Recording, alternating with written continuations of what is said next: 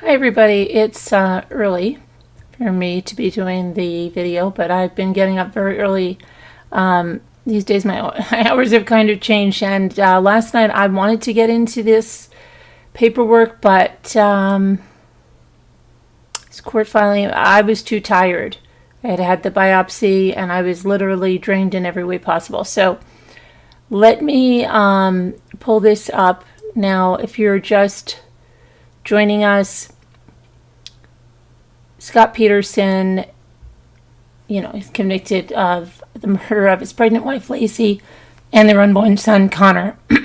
Wow, I'm losing my voice. And he is appealing that conviction with the help of the Innocence Project, which a lot of us have questioned why the Innocence Project is jumping on this bandwagon, and I think they're going to get a lot of publicity and probably a lot of donations and funding because of this from the people that, again, believe he is innocent, which I don't know how, but prosecutors have filed back with a 337-page court filing, which we're going to go through. Obviously, we're not going to get through it all today, so this will be the first part of it. But I'm going to put that up on the screen right now.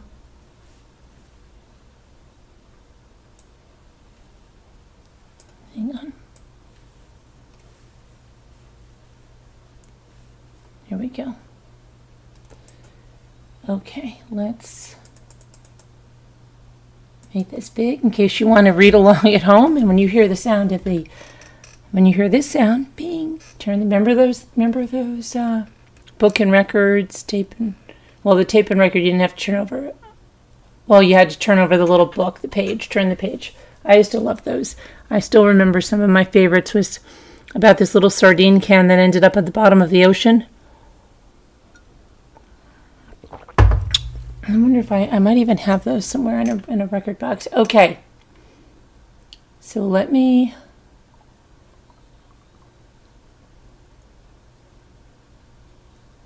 just get you guys pulled up here so I can be aware.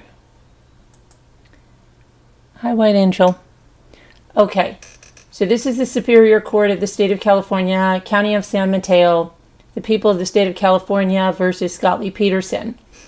Comes now the people of the state of California by and through their attorney, Jeff Lugero, Stanislaus County District Attorney, Bridget Fladiger,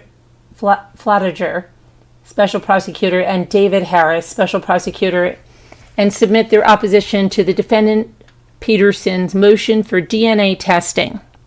See, what they're saying and what they're appealing is because they are saying that they believe there was DNA that should have been tested and should have been admitted that could have exonerated Scott by showing that there were another person or persons that could have done this, is essentially what this is all about.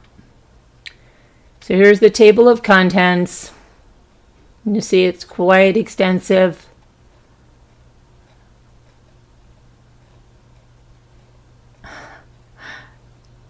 Very extensive, right?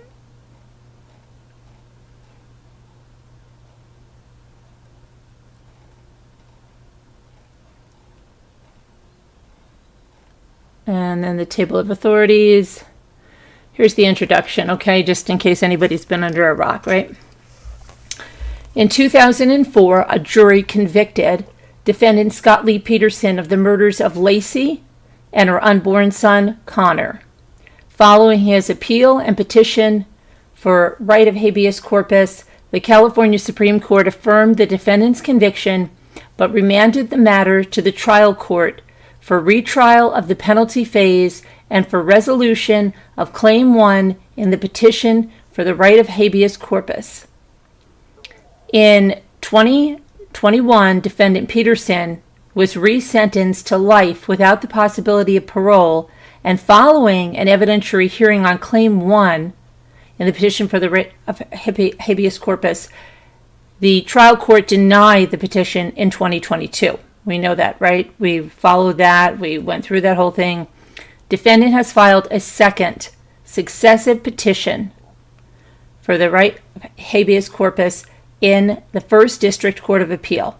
Informal briefing in this matter was suspended 6 months pending the defendant Peterson's adjudication of the instant motion for DNA testing, as well as another motion requesting post-conviction discovery in the trial court. Hey, Dottie, how are you? I wanted to talk to you, Dottie, about how you're doing on whatnot. You should send me an email or something. And I was just talking to somebody. I was talking actually to Frankie about your pineapples and how you're growing them inside. It's, how crazy good that is that you're doing that. Okay. Now, as noted by the California Supreme Court, because this case was subject of such widespread media attention, it is unclear what purpose a second change of venue would have served. The attention encompassed the initial investigation, the resulting trial, and even post-trial matters. During the investigation into Laci's disappearance, over 10,000 tips were called in to law enforcement and volunteers assisting in the search. Sightings of Laci Peterson were reported across the world, but none proved to be correct, as she and her son were found almost 4 months later, where the defendant Peterson reported he had been fishing in a recently purchased boat, the existence of which he had hidden from everyone. Defendant Peterson's lies in this case were extensive, presented to the jury through statements and captured recordings, previously reviewed by multiple courts, and clearly preclude any support for additional DNA testing. Defendant Peterson told some witnesses he was golfing when Laci went missing, and then he told law enforcement he went fishing, but could not recall what fish he was trying to catch. Weeks prior to Laci's disappearance, defendant Peterson told Amber Fry and her friend that he had lost his wife. Immediately after he told them that, defendant Peterson bought the boat and searched the conditions of the San Francisco Bay online. Sounds like Chad Daybell searching those winds and his daughter taking the blame for that. During a candlelight vigil for his missing wife on December 31st, defendant Peterson smiled and joked with others at the vigil. He also called Miss Fry and told her he was watching fireworks at the Eiffel Tower in Paris. When subsequently confronted by Miss Fry about saying he lost his wife before she went missing, defendant Peterson would not explain how he could have lost his wife before she went missing.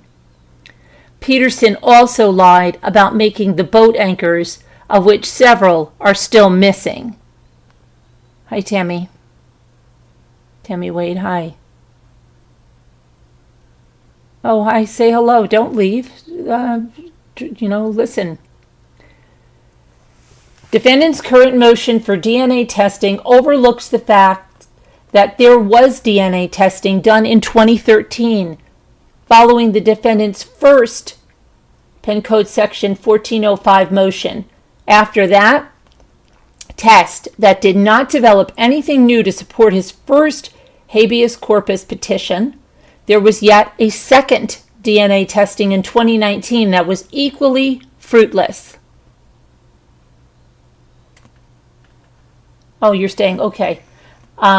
Furthermore, the defendant's claims in support of a third DNA testing post-conviction have almost all been presented to one court, if not multiple courts. Hey, Peanut Black. In light of the overwhelming evidence that supports the defendant's conviction, his failure to establish a chain of custody for several of these items, let alone actual evidence that these items even exist, and the prior fruitless DNA testing that has already been done, the people ask this court to deny the defendant's motion forthwith. Hi, Margot. Okay. Statement of the facts. Background. Laci and the defendant. Laci Denise Rocha was born on May 4th. Hey, she has the same... I wonder if Scooter knows that. They have the same birthday. May 4th, 1975. Scooter was only 20 years old then. She was one of 2 children born to Sharon and Denise Rocha during their marriage. Laci had a brother named Brent, who was 4 years older than she. In 1976, Sharon and Dennis divorced when Laci was 1 year old.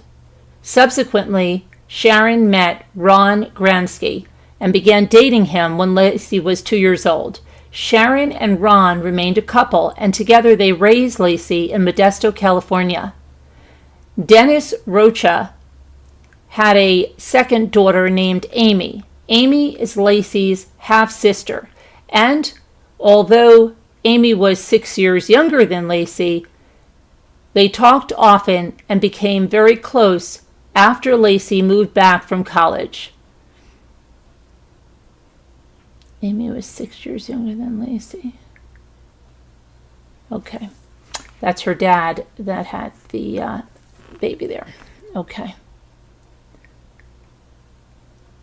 In the fall of 1993, Laci started college at the California Polytechnic State University, frequently referred to as Cal Poly, in San Luis Obispo. Laci was described as a person who would brighten up the room, vivacious, intelligent, and the life of the party. While attending classes, Laci met the defendant, who lived in San Luis Obispo, and was working at a local restaurant. The first time Laci introduced the defendant to her mom at the restaurant where he worked, the defendant greeted Laci with a dozen red roses, and he presented Sharon with a dozen white roses. The defendant and Laci continued to date, and their relationship grew stronger through her college years. While she was dating the defendant, Laci got Mackenzie, a golden lab retriever puppy. Mackenzie was a hyper and playful dog, but was protective of Laci and would take an aggressive stance if a stranger approached her. Mackenzie would also get excited and bark if people came over.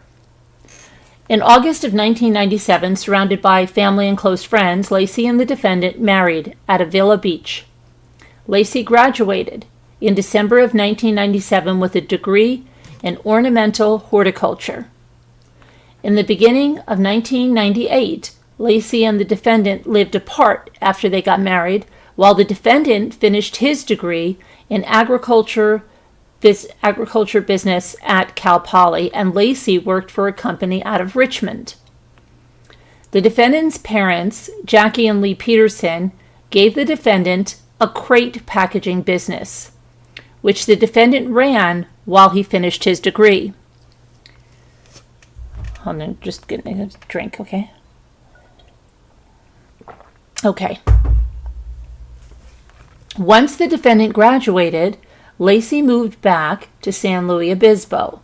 The defendant sold the packaging business and used the proceeds to open a restaurant called The Shack with Laci. The business was a beer and burger place for college students. The couple operated the restaurant for about a year and a half before they sold it and moved to Modesto. The defendant told Brent, Laci's brother, that he did not want to flip burgers for the rest of his life, so the couple sold the business.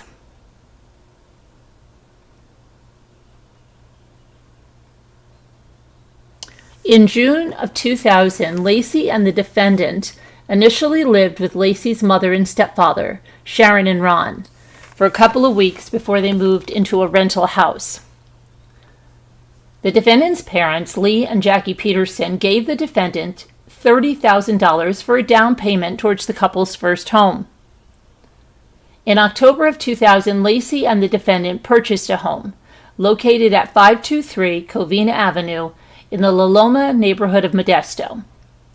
People's Trial Exhibit number 1E, depicted below, shows Laci and the defendant's house in Modesto, along with Laci's Land Rover and the defendant's Ford pickup truck. There's her Land Rover, there's his pickup truck, there's their house. Although, okay, hold on one second here. In November of 2000, Laci began working daily as a part-time substitute teacher. The defendant started working as a manager of a newly incorporated domestic sales fertilizer products company named Trade Corp USA. The defendant operated the business out of a leased warehouse in Modesto, located at 1027 North Emerald Avenue. In the beginning of July of 2002, the defendant hired his first Trade Corp employee, Eric Olson, as a territory sales rep for Southern California, Arizona, and Nevada. The defendant traveled for work frequently. The defendant and Laci lived a comfortable lifestyle. In December of 2002, the defendant's parents bought him a $20,000 membership in the Del Rio Country Club in Modesto, where the defendant could golf and work out. Regarding the defendant's personal finances, Laci and the defendant's expenses were high in relation to the defendant's cash flow. In 2002, nearly 70% of the defendant's take-home pay was consumed by fixed expenses and credit card debts versus 58.7% in 2001. Although the Petersons' mortgage debt was being paid down, there were medical bills that were past due, including for health insurance. Since its incorporation in 2000, Trade Corp has not turned a profit. The company had a net operating loss of $136,000. During the first year of incorporation, the company posted a loss of $40,000. The loss increased to $200,000 in the second year. Trade Corp was not meeting the sales goals set by the parent corporation and owed the parent company $190,000.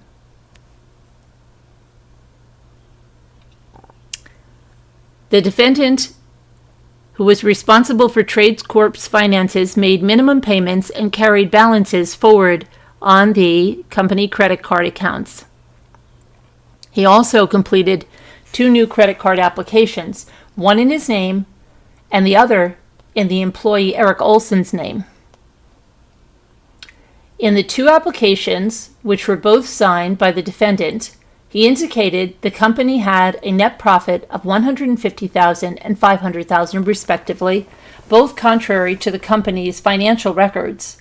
Furthermore, the company failed to pay its payroll taxes in 2002 to the Internal Revenue Service and the mill taxes owed to the city of Modesto. However, the record showed that the defendant used company money to pay the fine on a speeding ticket. Laci and Connor. Thrilled she is going to be a new mom. Due to a prior medical issue, Laci was unsure if she could even get pregnant. After several attempts to conceive a child, Laci was thrilled she became pregnant in the 4th year of their marriage. She was very happy about being pregnant and excited about becoming a mother. When Rose, Brent Roach's wife, asked the defendant if he was ready to have a child, the defendant replied, "I was kind of hoping for infertility." Rose did not know if the defendant was joking, but noticed that he was not laughing or smiling when he made the comment.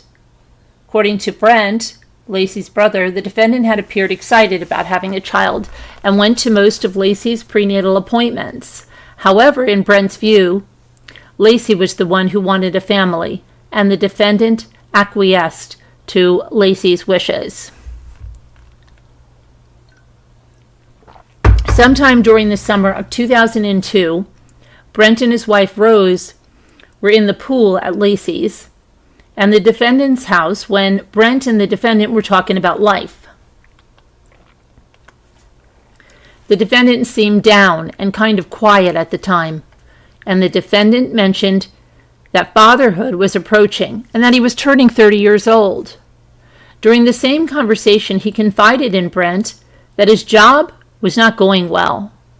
The defendant explained that he was interviewing new sales associates for his business and was hoping he would find someone who had better sales skills than he did. During Laci's pregnancy, she had her routine 2 ultrasounds at 10 and 20 weeks, which predicted her due date to be February 10th, 2003. She had a healthy pregnancy and was considered low risk. On August 20th, 2002, Laci saw OBGYN Dr. Tina Andraki for a routine appointment. The defendant attended the appointment. Laci was 15 weeks and 1 day pregnant. She was very cheerful and desired the pregnancy, but had some concerns because she was feeling pressure in her lower abdomen near her pelvic region. Dr. Andraki conducted another ultrasound and found that Laci's cervix was strong and that she and the baby were just fine. Having a boy named Connor and time for new clothes. Laci and the defendant learned that they were having a baby boy and began planning on names, whereby they decided to name him Connor. As Connor grew inside Laci's womb, she bought new clothes. On August 30th, 2002, Laci purchased 6 items at the Motherhood Maternity Store located in Modesto. As depicted below in People's Trial Exhibit numbers 39, 42, and 44,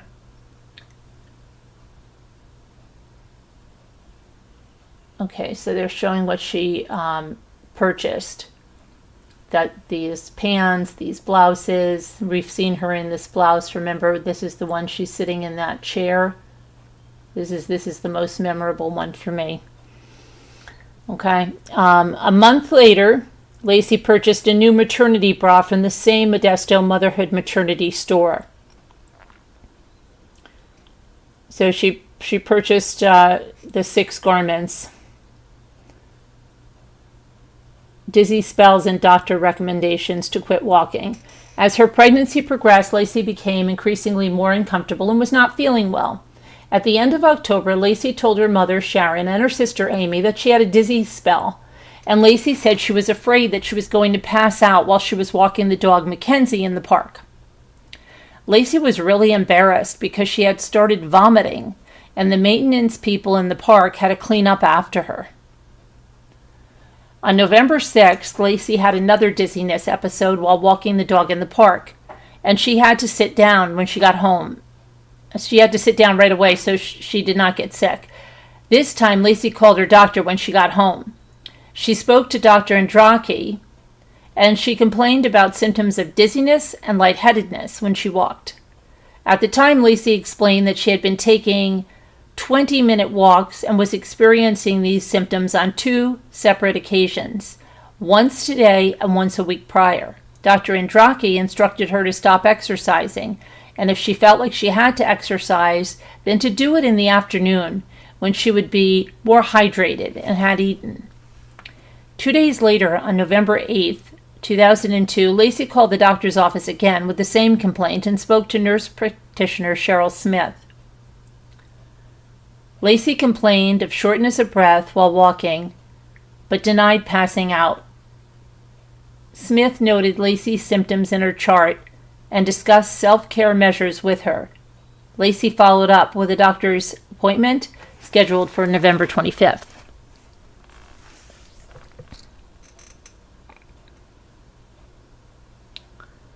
Laci is feeling tired and heavy but prepares for Connor's arrival. Beginning in November, Laci and the defendant hired Margarita Nava to help clean their house twice a month. By mid-November 2002, Laci complained to Sharon that her feet were swollen and she was having a hard time standing up for any length of time and walking. Laci said her back ached and she seemed to be tired all the time. She described herself as being tired and heavy. Laci resigned her job as a substitute teacher in November of 2002 due to these symptoms and wanted to focus on her desire to prepare for the baby to come. Laci set up the nursery and decorated it in a nautical sea theme, as depicted below in People's Exhibit number 115A, as she prepared for Connor's arrival. A sonogram was on top of the white dresser. So So there's the welcome aboard. Laci attended her friend Kim McNilly's birthday party at Chili's on November 14, 2002. She told her longtime friends Stacey Boyers and Lori Ellsworth that she was going to quit walking because she had gotten sick while walking, and both her doctor and mother told her to stop walking. Laci said she was later in her pregnancy, feeling nauseous, and was always tired. Was always feeling tired. On November 25, 2002, Laci went to her follow-up appointment with OBGYN Dr. Esther Toder, and she complained of swelling in her hands and ankles. Laci reported that she had completed her Lamaze class and that Connor continued to be actively moving. At that time, Dr. Toder could not determine whether the baby was in the fetal vertex position, meaning if he was facing head down in her pelvis in preparation for the proper position for birth. Defendant predicted Laci's disappearance. Defendant meets Sean Sibley and a business dinner becomes personal. In October of 2002, the defendant and his sales associate, Eric Olson, went to the Disneyland Hotel in Anaheim to attend the California Association of Pest Control Advisors 3-day pest control trade show. On the first night of the conference, the defendant and Olson went out to dinner with David Fernandez, who had previously worked with Olson, and a female named Sean Sibley, who the defendant and Olson had met at the conference. As they walked to the restaurant, the defendant asked Sibley what he should write on the backside of his name tag that would attract women to him that night. In response, Sibley wrote the words, "I'm rich," on the defendant's name tag because the defendant had been talking about owning 2 homes, having a lot of money, launching this company, and being successful. Defendant had told Sibley that he lived in Sacramento. During the dinner, the defendant moved the conversation away from business and began asking personal questions of Sibley. Defendant told Sibley, who is a vegetarian, that during college he became a vegetarian for a short time for a girl, just for the great sex. The defendant constantly redirected the conversation about sex, even though Sibley had repeatedly told the defendant that she was engaged. Defendant pressed Sibley to determine how committed she was in her relationship with her fiancé and what her favorite sexual positions were. The defendant never told Sibley that he was married. The conversation made both Fernandez and Olson uncomfortable, and they left after finishing their dinner. After dinner, the defendant and Sibley went back to the Disneyland Hotel bar and continued to drink and talk. The defendant indicated that he had a lot of one-night stands, and it seemed like all the women he met were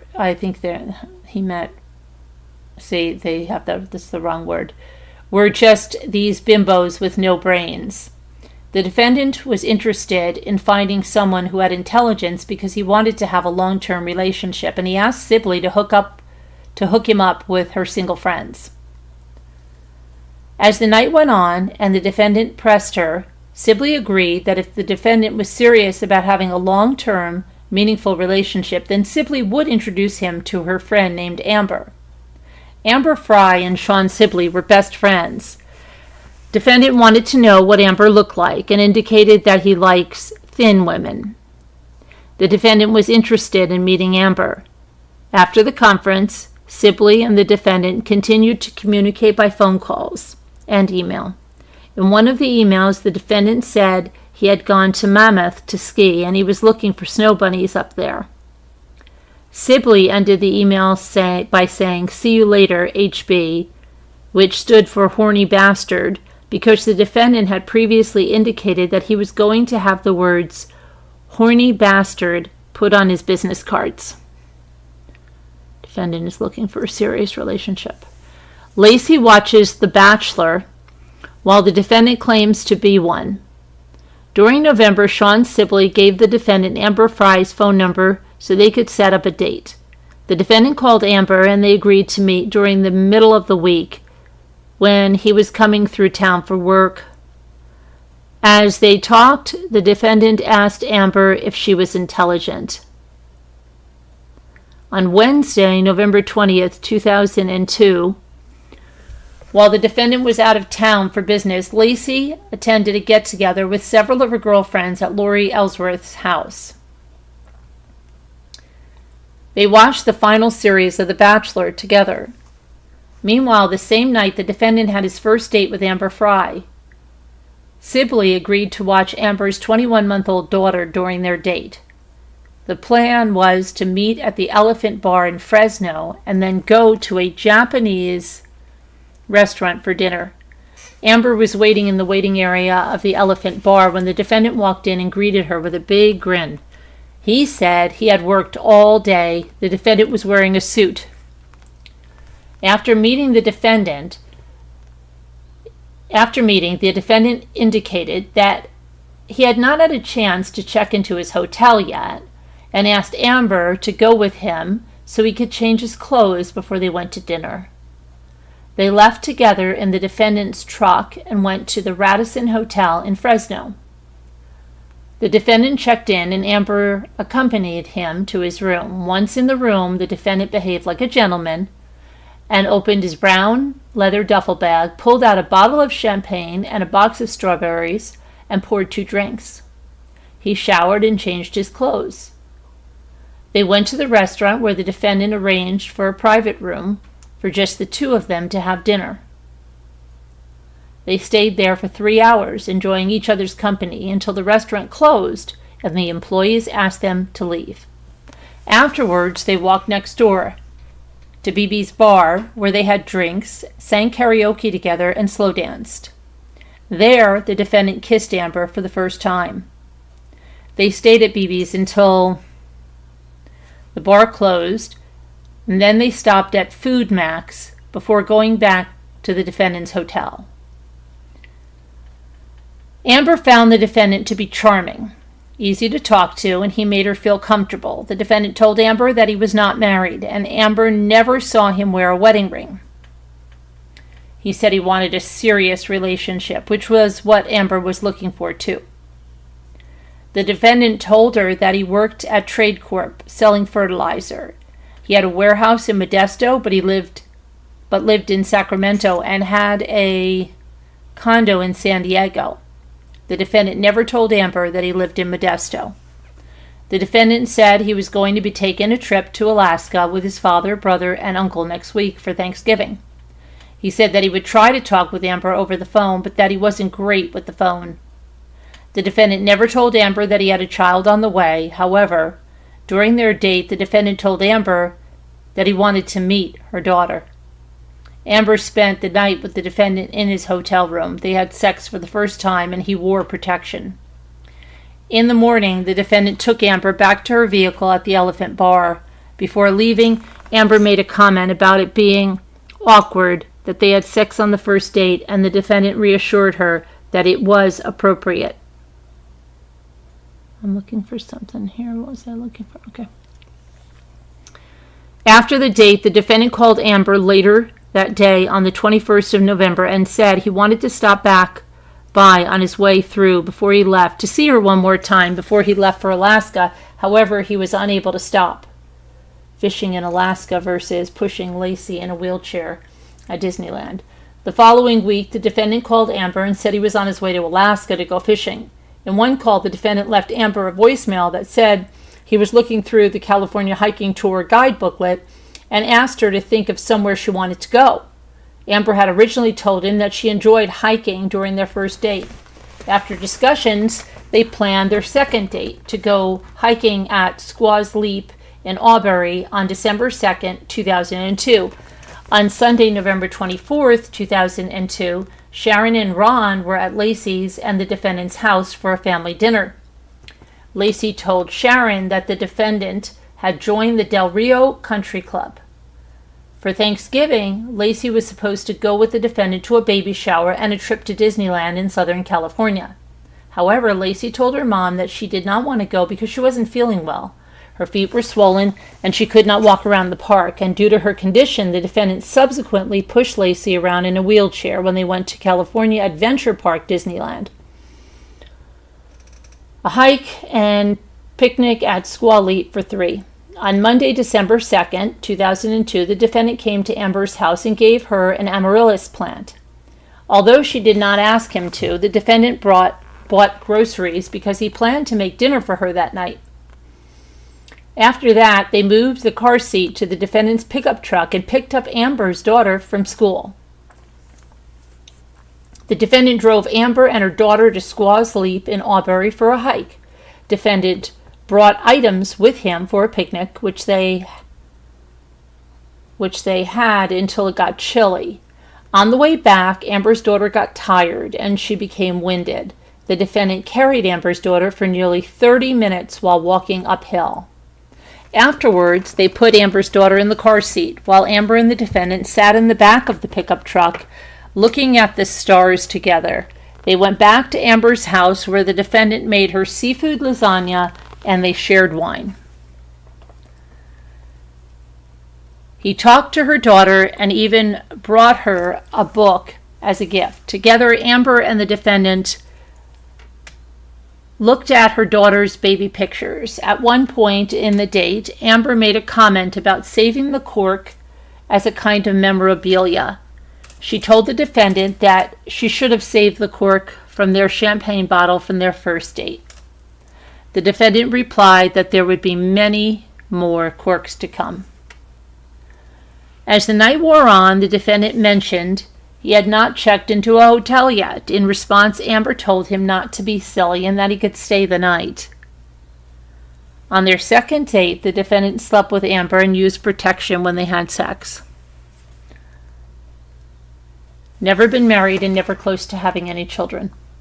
The defendant left the following morning on Tuesday, December 3rd, 2002, to go to work. However, he called Amber later that day and asked if he could see her that evening. Amber, who was a massage therapist, had a late appointment and agreed if the defendant would be willing to pick up her daughter and take her home. He agreed, and Amber arranged to drop off the key to her house and her daughter's car seat for the defendant. When Amber arrived home, she found her daughter sitting in her high chair, eating, and the defendant had poured them a glass of wine as he cooked dinner for them. After dinner, the defendant drove Amber and her daughter to Cobb's Ranch to pick out a Christmas tree. When they got back to the house, the defendant carried in the Christmas tree and set it up, and they began to decorate it with Amber's decorations. While decorating the tree, Amber asked the defendant if he had ever been married or close to being married. He said no. Amber asked the defendant if he had any children or ever been close to having any children. The defendant again said no. The defendant spent the night with Amber on December 3rd, 2002. And while they were in bed, Amber and the defendant had a conversation about trust in the relationship. And the defendant agreed that it was easier to handle the truth than to have to deal with a lie. Finishing on the Delta. The next morning on Wednesday, December 4th, the defendant left and told Amber he was going on a boat trip over the weekend of the 6th through the 8th with his buddies on the Delta. In actuality, the defendant and Laci attended a Christmas party at Laci's friend, Renee Tomlinson's neighbor's house on Saturday, December 7th. Defendant lost his wife. On December 6, 2002, Sean Sibley was speaking with Mike Almasri for business reasons, and the defendant's name came up. Almasri indicated that he knew Scott Peterson, who worked with Trade Corp, and that he was married and lived in Modesto. Sibley called and confronted the defendant about being married. The defendant repeatedly denied it. Sibley then called the defendant's employee, Eric Olson, and asked him if the defendant was married. Olson told her to ask the defendant because he was not going to get involved in the defendant's personal life. An hour later, on December 6, 2002, the defendant called Sibley back and left a voicemail. In the voicemail, the defendant was sobbing and said, "I'm sorry I lied to you earlier. I had been married. It's just too painful for me to talk about. Call me back." Sibley returned the call and left him a message. The defendant called Sibley back and was sobbing hysterically. The defendant told Sibley, "I'm so sorry I lied to you earlier. I had been married. I lost my wife. It's too painful for me to talk about." Friday, December 6th, 2002, the ultimatum. Friday, Sibley gives the defendant an ultimatum by Monday. During the December 6th phone call, when the defendant told Sibley that he had lost his wife, he begged Sibley not to tell Amber. The defendant pleaded, "Please, just give me the opportunity to tell Amber in person. I'm going to be in town on Monday. Please don't tell her." This wasn't just, "Please let me have a chance to tell her myself." Sibley told the defendant that she did not care if he was widowed or divorced, but instead all she cared about was whether he was currently married right now. And the defendant responded, "No, absolutely not."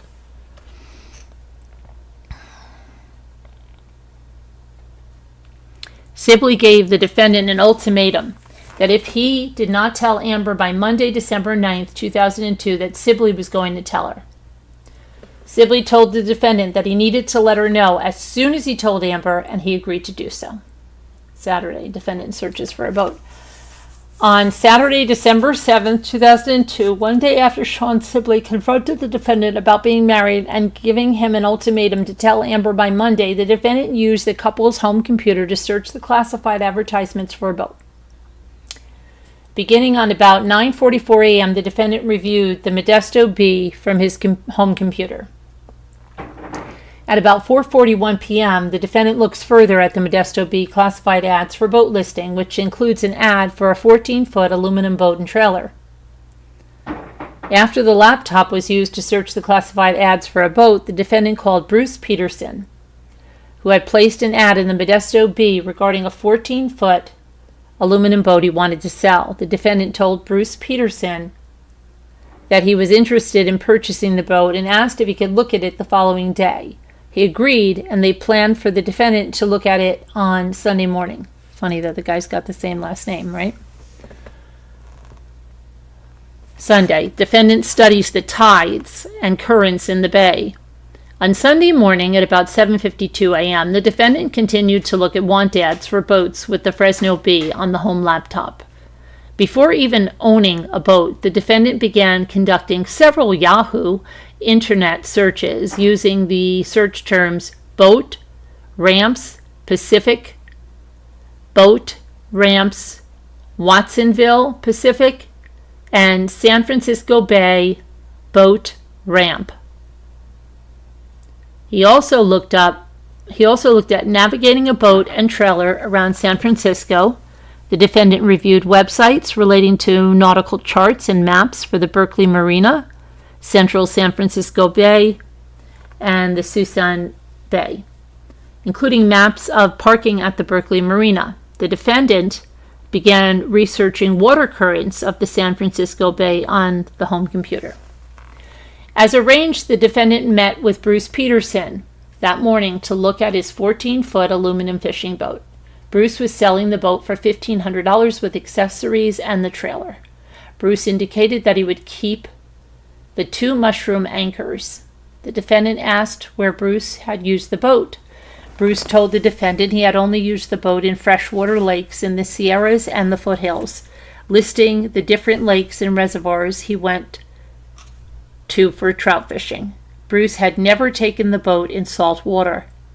The defendant offered Bruce $1,400 for the boat, which Bruce accepted. The defendant planned to return on Monday morning to purchase the boat after he retrieved the cash from the bank. That evening, starting at about 9:40 p.m., the defendant resumed his research on the home computer. He accessed the United States Geological Survey's velocity maps for currents in the Central San Francisco Bay website. The defendant accessed websites for the San Francisco port and other navigation and nautical charts websites.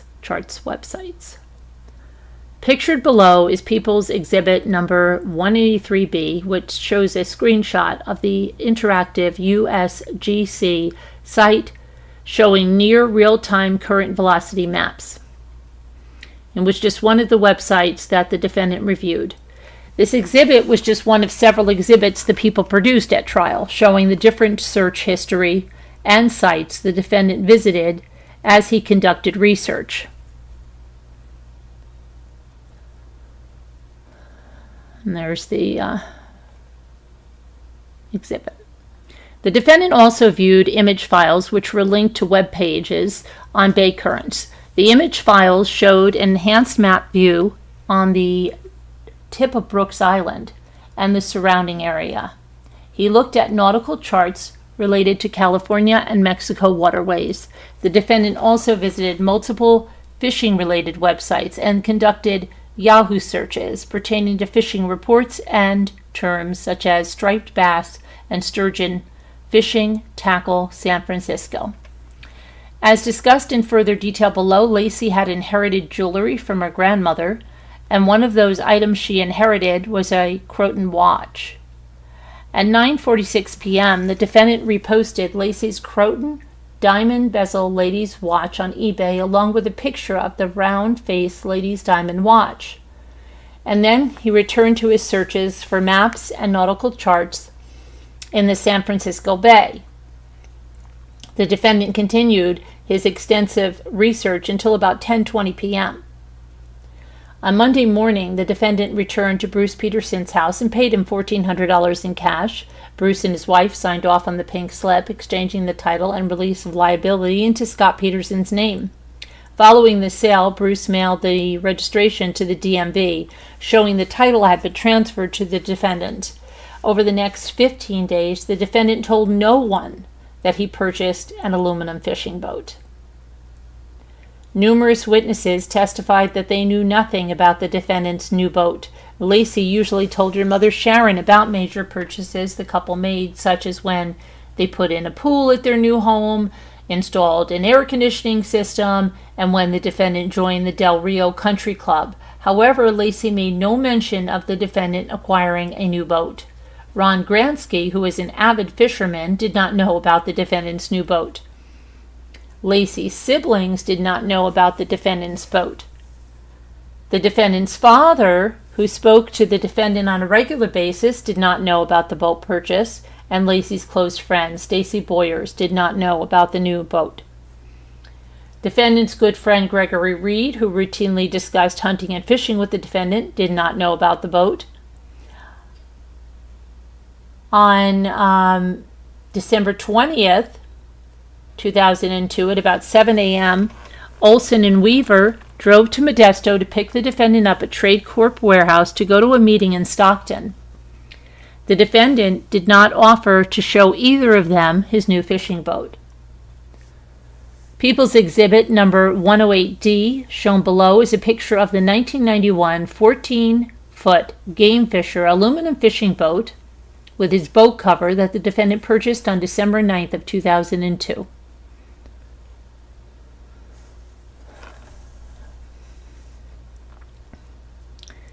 Monday, December 9th, 2002, the defendant indicates this will be the first holiday that he would be spending without his wife.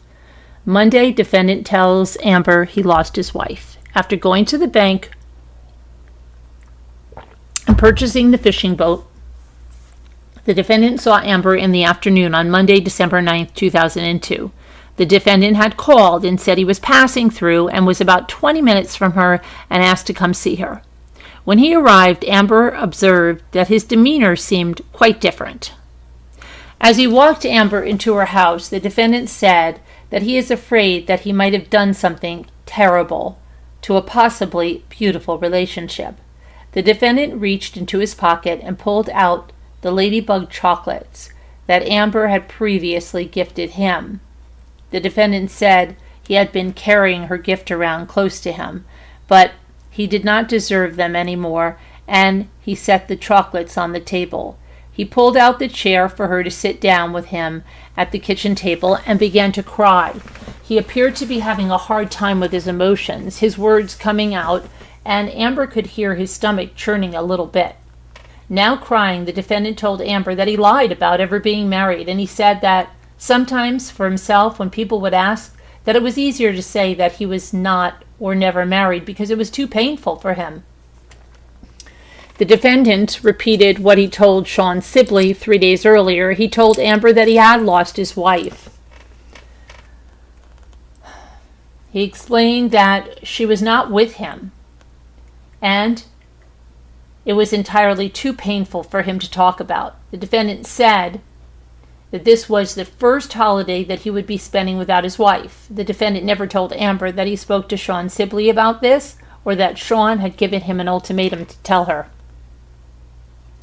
Amber thanked the defendant for sharing something that seemed so painful, and since it was the first holiday without his wife, she asked if he was ready for a relationship with her. The defendant replied, "Absolutely." Amber handed the defendant back the Ladybug chocolates and told him to keep them. The defendant told Amber she was amazing. Defendant gives Amber a separate cell phone number to call. While at Amber's house on Monday, December 9th, 2002, they discussed the defendant's upcoming trip to Europe over New Year's. The defendant told Amber that he was going to go to Paris to spend some time with his friend over New Year's before he took his big trip to Europe for business.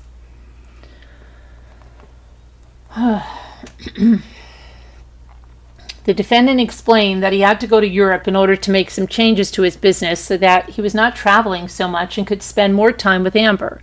The defendant took a piece of paper and wrote down a separate cell phone number, 209-499-8427, for Amber to call over Christmas and New Year's Eve when he was in Europe. He commented that this had an international plan or something to that effect. The number belonged to a second cell phone. Prior to leaving, the defendant made plans with Amber to see each other again and attend a birthday party for Sean Sibley's fiancée 2 days later on December 11th, 2002, and go with her to a formal Christmas party on December 14th, 2002. As he agreed to do at about 2:30 p.m. to 3 p.m., the defendant called Sean Sibley and informed Sean that he had told Amber as he left the house that day.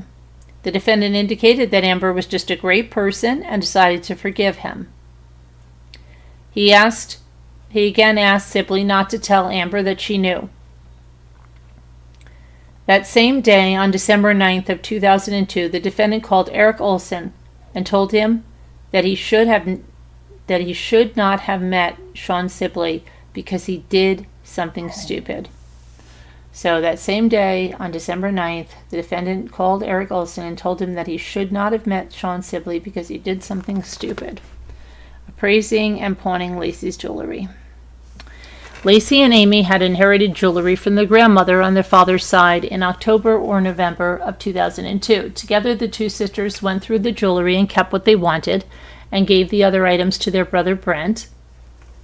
Laci kept a gold and diamond watch, a pendant, diamond screwback earrings, and a couple of rings, 1 diamond and 1 sapphire. Laci liked to wear some of the jewelry, including the watch and the diamond pendant. On November 30th, 2002, Laci visited Edwards Jewelers in Modesto to have certain items of jewelry appraised. Laci told one of the store employees that the defendant was interested in knowing the value of the inherited items. When Laci learned that the inherited jewelry was worth more than $100,000, she said the defendant would be pleased. On Tuesday, December 10th, 2002, Laci brought in some gold chains to the Modesto pawn shop, which she sold for $140. Laci returned 4 days later on Saturday, December 14th, with the defendant and sold some rings, chains, and a charm for $110. Laci explained that she was cleaning out her jewelry box and that some of the items came from her grandmother. Laci seemed agitated and hesitant when the defendant was rubbing her stomach in the store. She pushed his hand away. Tori Brooks, who owned the store with her husband, sensed there was a problem between the defendant and Laci. As discussed in further detail below, a later forensic examination of the Peterson's computers revealed several email exchanges involving the account slpetel@msn.com and the sale of additional jewelry in December 2002 on eBay, including her inherited Croton watch, among other things. the defendant takes Amber and her daughter to a birthday party. On December 11, 2002, the defendant went with Amber and her daughter to Sean Sibley's fiance's birthday party in Fresno. Prior to leaving for the party, the defendant changed Amber's daughter's bandages. Together, the three of them attended the party. While at the party, the defendant was outgoing and very personable with Amber and Sibley's friends. Amber explained that the positive manner the defendant interacted with her daughter and friends enhanced her trust in the defendant. Before they went to the party together, Amber and the defendant rented a tuxedo for a Christmas formal that they planned to go to on Saturday, December 14, 2002. And he was changing bandages on Amber's daughter because she had an accident at home which required stitches on December 10th. Initially, the defendant told Amber that he was not sure if he would be able to make it because he had business with his boss. If that was the case, Amber planned to attend by herself. On Saturday, December 14th, the defendant was supposed to go with Laci to their friend's Christmas party, but the defendant had canceled.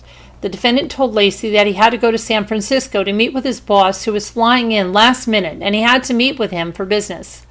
The defendant claimed that this trip could not wait because this was the only time his boss was going to be in San Francisco. That evening, Laci dressed up in one of the outfits she purchased from Motherhood Maternity and went to Stacy Boyer's Christmas party by herself. Depicted below is People's Exhibit number 14, which shows the photo of Laci wearing her red silk short-sleeved shell and cropped pants on December 14th, 2002. And that's, I think, what we remember most about those outfits she bought is this one right here. Hold on, I gotta let the puppy out here. 1 second, I'll be right there. Just use the time to get a drink or use the restroom. I'll be right there. Okay, buddy, you wanna go out? Let's go. Let's go. Let's go.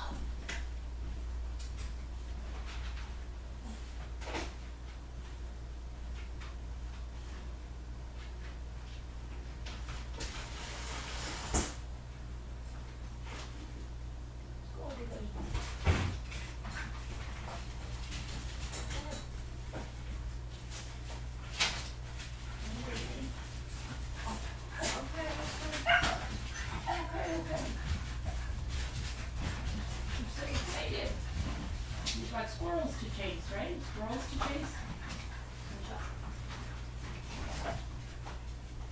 Hold on, the walk is going.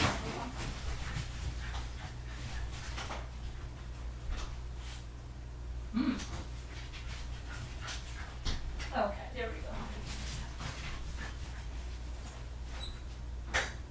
What the heck?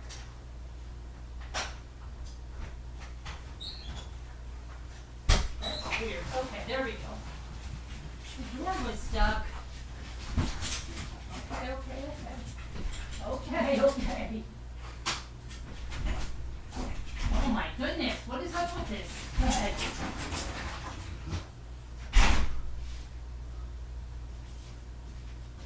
Watch out, squirrels.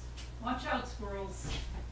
Sorry, my door deadbolt was stuck. I couldn't get the door open. That was weird. Okay. All right, I'm back. Let's see. Now, that's the outfit we remember. Although Stacy only lived down the street, Laci was exhausted by the time she made it to Stacy's front door.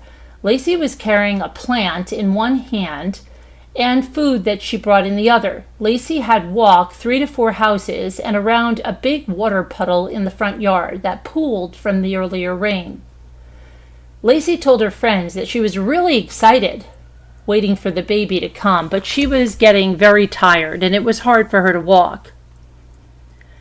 They laughed about Laci wearing heels with her swollen ankles. Laci joked back then she had to wear them sometime and wanted to look very nice and proper.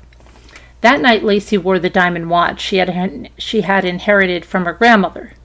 Laci sat in the chair for most of the time she was there and left after a couple of hours. Meanwhile, on Saturday, December 14th, 2002, the defendant returned to Amber's house. The defendant had called Amber earlier and said he had been in San Francisco and that he was able to get away to attend the formal Christmas party with her. However, he had to return to work the next day. When he arrived, the defendant greeted Amber at the door and handed her a dozen red roses. He gave her a hug and said hello. And then the defendant pulled out 24 more pink roses and gave them to her, for a total of 36 roses. As they made their way inside the house, the defendant lit a candle and kissed her softly while rubbing the petals of a rose on her face and chest. The defendant then went into the kitchen, warmed up some caramels, and made her favorite, a homemade pink lady caramel apple, as Amber got dressed for the formal. Amber asked the defendant how she should introduce their relationship, and the defendant said he was not seeing anybody else and that he was monogamous. He suggested introducing him as her lover. Hi, Gianna. Hi, audio. Oh, okay, Audio Factory. We'll see you. Bye-bye. Hi, Tree Dog. Let's see. Amber said that it did not seem appropriate. The defendant then suggested my love. Amber asked if he was seeing anyone else, and he again said he was not. Amber asked if she should introduce him as her boyfriend, and the defendant said that would be appropriate. They left for the party and picked up Amber's friend, Laci, and agreed and attended the formal in Fresno. During the party, the defendant introduced Amber as his girlfriend. They memorialized the evening with photos. People's Trial Exhibit numbers 191A and 191G, seen below, were taken the night of Amber's formal Christmas party on December 14th, 2002.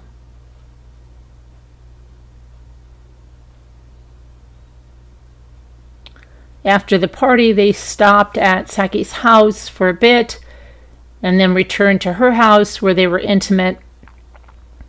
That night they had unprotected sex. Afterwards, the defendant apologized for not taking precautions during sex, and they started talking about birth control methods. Amber told the defendant that she wanted to have more children.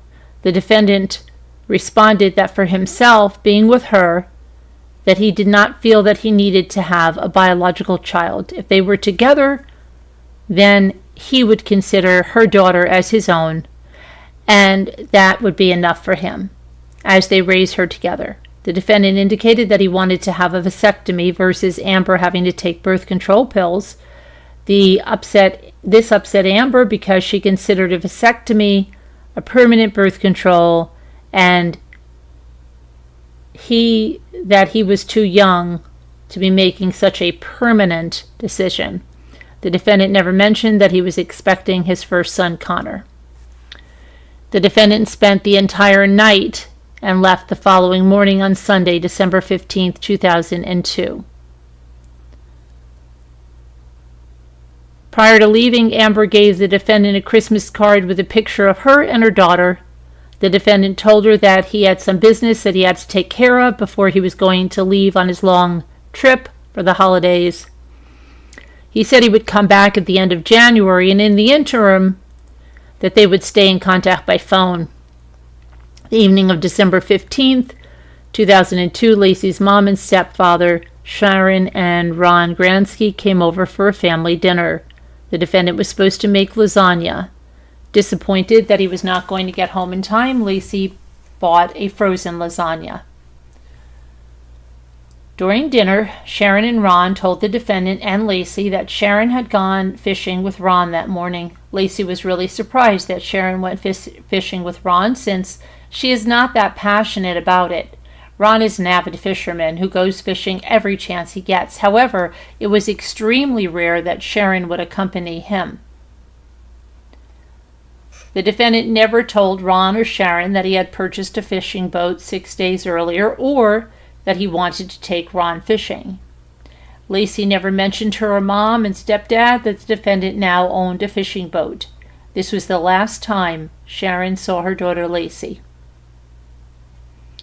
Defendant is away on business, and Laci continues to prepare for Connor's arrival. On December 17, 2002, Laci and the defendant went to Carmel with Jackie and Lee Peterson for a couple of days. They returned home on Thursday, December 19, 2002, at around 1 o'clock p.m. 21 minutes later, the defendant spoke to Amber on the phone and told her that he was in New Mexico or Arizona for business at that time. That night, Laci told her mom Sharon that she went shopping while she was in Carmel, but that Laci was really tired and her feet were swollen. And that Friday, Laci spoke to her mom Sharon over the phone and discussed the baby shower. During the call, Laci also told Sharon that she had a doctor's appointment on Monday the 23rd and that after the appointment the plan was to go to the hospital and pre-register. Later that day, Laci called her friend Renee Tomlinson, and she told Renee that she had been shopping and bought some fabric for the baby's cradle. Laci told Renee that she was feeling tired and ready to have the baby, and that she was no longer was working. On Saturday, December 21st, believing the defendant had left for his out-of-state travels, Amber tried to reach him on the other cell phone number that he provided to her on December 9th. The first time Amber called his second cell phone was on Saturday, December 21st, 2002 at 11:21 a.m. Amber was unable to reach the defendant and tried his original cell phone number again at 1:11 p.m. The following day, on Sunday, December 22nd, Amber called both cell phone numbers at 8:46 p.m. And later that day, the defendant called Amber from a 916 area code and left a brief message that he was getting ready to go meet his mother and father in Maine for the holidays. In the message, the defendant said that he planned to be with his parents over Christmas until December 28th and that he would fly to Paris for New Year's. Amber redialed the number and learned that the defendant called from a payphone at a Sacramento airport. So she called the airport and had the defendant paged. However, he never responded to her page. The evidence showed that the defendant did not fly to Maine.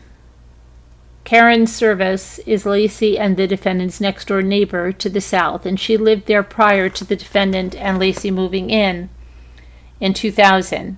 And has been over to the Peterson house on multiple occasions. On Sunday, December 22nd, between 2 and 3, Karen saw the defendant mowing the lawn while Laci was standing out front, 2 to 3 p.m. Once he finished, Karen walked into their backyard to try to talk to them and asked the defendant for some help straightening her Christmas tree. The defendant was transplanting plants at the time. Laci told Karen that she felt tired and mentioned that she had an episode which occurred 2 weeks earlier when Laci was off balance and almost fell into the pool. December 23rd, 2002, last day anyone other than the defendant had contact with Laci. A maid cleaned the house and mopped all the floors. Monday, December 23rd was the fourth time Margarita Nava went to Laci and the defendant's house to clean. She arrived at 8:30 a.m. and Nava indicated that Laci kept a clean house and there was nothing in disarray when she was there. Nava cleaned the bathrooms, 2 bedrooms, the hallway, the dining room with the large table, living room that faces the street, and last the kitchen. She mopped the entire house with pine sol before leaving at 2:30 p.m. After Nava mopped, she placed the wet mop outside the door next to the washing machine so it would dry as Laci requested. Nava dumped the water out and placed the rags inside the mop bucket and put them on top of the washing machine because Laci said she would wash them later. She had used the towels to clean the windows, the baseboards, and the walls. Nava also cleaned the outside of 2 doors with the white rags. While she was cleaning, the defendant came home at about 10 a.m. for a minute or two and then left. Excuse me. Nava told him that Federal Express left an envelope. Nava testified that Laci was happy about the baby and being pregnant. On December 23, 2002, Laci seemed tired and was walking slowly. Laci talked about feeling tired and uncomfortable and said she was heavy. Around 11:30 a.m. or 12 p.m., Laci fixed something for herself to eat and sat on the sofa with her feet up, reading and watching TV. Laci gets groceries and goes to her spa appointment. While Margarita Nava was cleaning, Laci had gone grocery shopping and returned home with 4 paper bags of groceries. Laci carried the grocery bags in and set them up by the door. Nava helped Laci and picked up the grocery bags and set them on the dining table. At trial, the people introduced Laci's receipt from Trader Joe's, dated December 23, 2002, identified that nearly $100 in groceries she purchased that morning. In the early morning of December 23rd, Laci went to Sweet Serenity Spa in Modesto for a regularly scheduled appointment. There, Laci told owner Michelle Bauer that she was uncomfortable, having trouble sleeping. Spa employee Tina Ricewig also saw Laci and noticed that Laci did not seem herself that day. Defendant does not want children but attends his wife's doctor appointment for his unborn son. The defendant spoke to Amber before going with Laci to a routine prenatal care checkup for Connor. On December 23rd at 1:08 p.m., the defendant had called Amber and claimed that he was with his father in Maine and that they were on their way to a guided duck hunting tour. During this phone call, the defendant and Amber discussed a doctor's appointment she scheduled for birth control pills, and that it would be a good time to start the pills while he was gone, if they both agreed to that. The defendant again brought up the vasectomy and that he wanted to see the doctor. Amber was upset since she still wanted more children and felt that a vasectomy was so permanent. The defendant tried to comfort her and told her not to cry. He then directed the conversation to a different topic. In a previous conversation, Amber had asked the defendant where she could mail him something while he was overseas. On December 23, 2002, the defendant completed an application and provided Amber with a post office box address in Modesto. The defendant told her that she could send mail to his new P.O. box in Modesto and that the U.S. Postal Service would send the mail to him via email. This seemed suspicious to Amber since he was supposed to be overseas. That day, the defendant also sent a fax at 1:26 p.m. to his employer indicating that he had changed the trade court mailing address to the new P.O. box. Laci's doctor's appointment went well and Connor's viable, but she's feeling tired. Although it was not by her own volition, on December 23, 2002 at 2:45 p.m., Laci had her last prenatal checkup. The defendant attended the appointment and heard what the doctor had to say. Dr. Toder noted that Laci had some swelling, but her blood pressure was normal and her weight gain was adequate. Laci said that Connor was very active and moving around a lot. Dr. Toder found that the baby had moved to the vertex fetal position, meaning that his head was in a downward position toward the vaginal canal, which was ideal for birth, while Laci reported being extremely tired from the pregnancy. Connor was healthy. Connor's heartbeat was strong and normal. Connor's gestational age was 32 weeks and 6 days, which corresponded with Laci's fundal height and size. Dr. Toder indicated that Laci was a low-risk pregnancy and that if Connor had been born that day on December 23, 2002, he would be viable. At about 4:45 p.m. on December 23rd, Laci called Stacy Boyers to wish her a Merry Christmas. Laci told Stacy that the doctor's appointment went well, and they spoke about how it did not seem like the holidays without having Laci's usual Christmas party. Laci said it was kind of depressing that she was unable to throw a Christmas party this year, but she was so tired all the time. Laci told Stacy that every time she started something, Laci had to stop and rest. This was the last time Stacy spoke to Laci.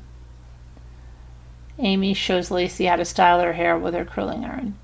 Amy Rocha, Laci's sister, is a hairstylist, and at the time had worked at a salon. Had worked at Salon for 3.5 years. She would cut the defendant's hair and Laci's on a regular basis since they moved back to Modesto. Throughout the 2 years, the defendant never asked Amy to color his hair, his eyebrows, or his goatee. Early that day, Laci called Amy and asked if she could cut the defendant's hair. Amy had cut Laci's hair the week before, and Laci indicated that she was having trouble styling it, so Amy told Laci to bring her curling iron along. They arranged to meet at about 6 p.m., and during the phone call, Amy and Laci discussed what to get their grandfather for Christmas and decided on a gift basket. At about 4 p.m., Amy went to Vela Farms to pick up the gift basket. While there, she called Laci and discussed ideas on what to put in it. Amy selected the items. However, the employees needed time to put it together and indicated that it would be ready for pickup on Christmas Eve day and gave her the time to come. They told Amy that she needed to come after 12 p.m. and before 3 p.m. because they were closing at 3 p.m. Amy paid for the items at 5:55 p.m. and then left to go back to Salon. When Amy got back to the salon, Laci and the defendant were waiting for her on the couches in the waiting room. They went to Amy's station, where the defendant sat in Amy's chair and Laci sat in the empty chair at the station next to hers.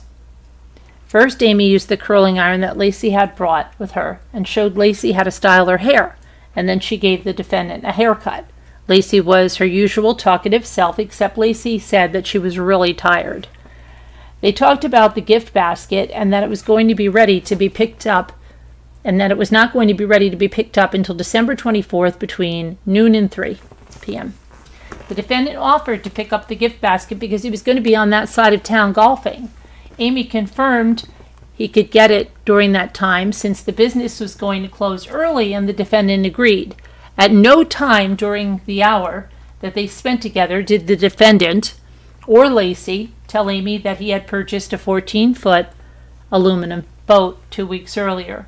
Amy recalled that Laci was wearing a black blouse with either cream or polka dots or cream little flowers, cream-colored capri-length pants that were just above Laci's ankles, and black Mary Jane flat-style shoes with a black strap and buckle, and black jacket and soft cream-colored scarf. The defendant invited Amy to come over to their house to eat pizza, and Amy declined because she had a friend in town. Amy gave her sister Laci a hug goodbye before they left between 6:45 p.m. and 7 p.m., and this was the last time that Amy saw her sister Laci. Laci's last phone call. Throughout the day, Laci and Sharon played phone tag, where they would call each other. They finally spoke at 8:30 p.m. Sharon was talking to another friend and clicked over on the three-way calling when Laci called. Laci confirmed that she and the defendant would be coming for Christmas Eve dinner at Sharon and Ron's house at 6 p.m. the following night. Laci was worried that she had not bought gifts for everyone, but Sharon reassured her that was fine. Laci told Sharon she had gone to her doctor's appointment and everything was fine. The doctor said her pregnancy was normal and there were no problems. This was the last time Sharon ever spoke to Laci. December 24th, 2002, a normal day in the neighborhood. Bike riders and a pregnant woman walking a dog in the park. Christopher Van Sant was in the Modesto area visiting family over the Christmas holiday. Between 8:45 and 9:30 a.m. on December 24th, 2002, Mr. Van Sant went to Dry Creek Regional Park to ride his mountain bike on the paved bike path. He entered the park next to the tennis courts and he rode the entire length of the park trail and circled back, which took him between 30 to 45 minutes. While he was riding, Mr. Van Sant saw a pregnant woman walking a dog at the footbridge at Coffee and the maintenance on water pumping shed. Mr. Van Sant saw the pregnant woman's face, and later when he saw a photo of Laci Peterson, he was 100% positive it was not Laci. On Christmas Eve morning between 9:15 a.m. and 9:30 a.m., Kristen Dempelwolf, who was almost 9 months pregnant, took her chocolate lab dog named Jake for a walk in Dry Creek Regional Park. She entered the park on the East Loma side. She walked down through the park, continued to the transfer station and along the paved path, and then back to Edgebrook towards their home. It took Mrs. Deppenwolf about 45 minutes to an hour to complete her walk. Mackenzie is out. On December 24th, 2002, Karen Service, who was Laci and the defendant's next-door neighbor, left her house to do some errands. As she backed out of her driveway at 10:18 a.m., she saw Mackenzie standing alone in the street looking towards her car. Karen pulled over, and Mackenzie walked over to her driver's side bumper area. Mackenzie was dry, but her leash was moist and dirty with grass clippings. Excuse me. And leaves. Karen checked Mackenzie's tags to confirm it was the Petersons' dog. She grabbed his leash, walked him across the lawn to the front gate. However, it was locked. At that time, Laci's Land Rover was in the driveway, but the defendant's pickup was gone. Karen believed she heard the sound of raking coming from the backyard, so she walked Mackenzie to the side gate next to the driveway and found it was ajar. She opened the gate and walked through the backyard all the way towards the fence next to the house looking for Laci. This is when she realized the raking noises were coming from a neighbor behind them. Karen left Mackenzie with his leash attached in the backyard, told him goodbye before closing the gate behind her. And then People's Trial Exhibit 27A is a photograph of Mackenzie, the Petersons' dog.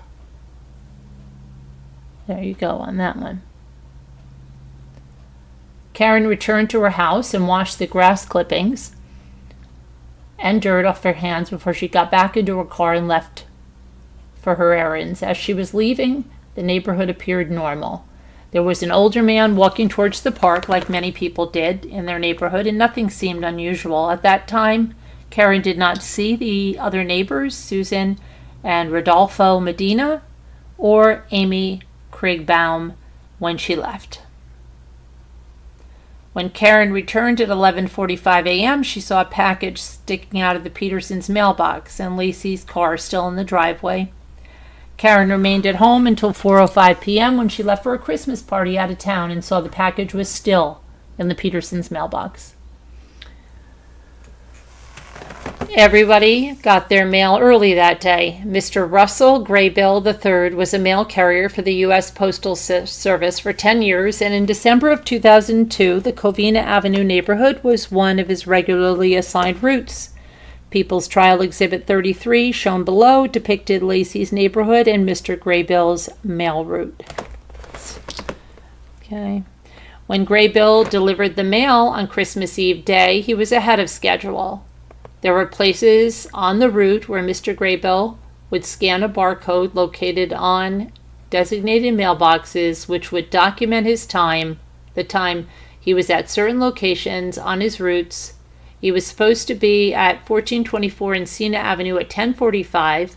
However, he was 26 minutes ahead of schedule and actually delivered to 1424 Encina Avenue at 10:19 on December 24th, 2002. Graybill testified at trial that everybody got their mail early that day. From his experience, it would take Graybill no more than 15 minutes from when he scanned at 1424 Encina to start his route on Covina Avenue. Thus, based on the records, Graybill estimated that he would have been delivering and picking up mail on Covina Avenue between 10:35 a.m. and 10:50 a.m. that morning. When he arrived on Covina, Graybill would start the route at 5:08 Covina, and then he went to Susan Medina's house located at 5:16, and next he delivered to Craigbaum and Venable's house at 5:20 Covina, and then to 5:26 Covina, where there was a Siberian Husky dog named Sage, Mr. Graybill continued up the street before making a loop and delivering the mail on the other side of the street where the Petersons' house is located at 523 Covina. That Christmas Eve morning was a normal, ordinary day, and Graybill did not notice anything unusual on his route.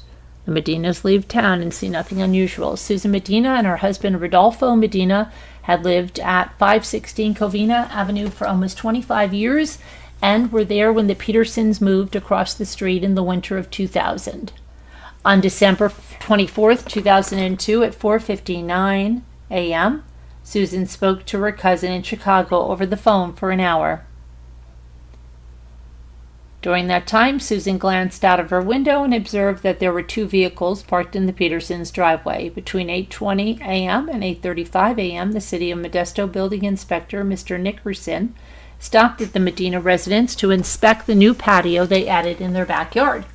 Mr. Nickerson finished his inspection and left their house at about 9:32 a.m. Susan and Rodolfo showered. They finished packing and loaded their car, which was parked on the cement pad located on the south side near the back of their house.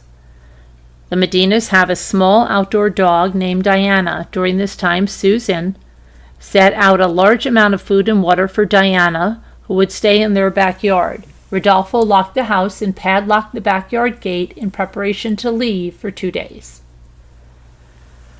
Before they backed completely out of the driveway, Susan handed Rodolfo a stack of outgoing mail to put in the mailbox located on their front porch. Rodolfo put the outgoing mail in and checked the mailbox, which indicated they had not received any new mail at that time.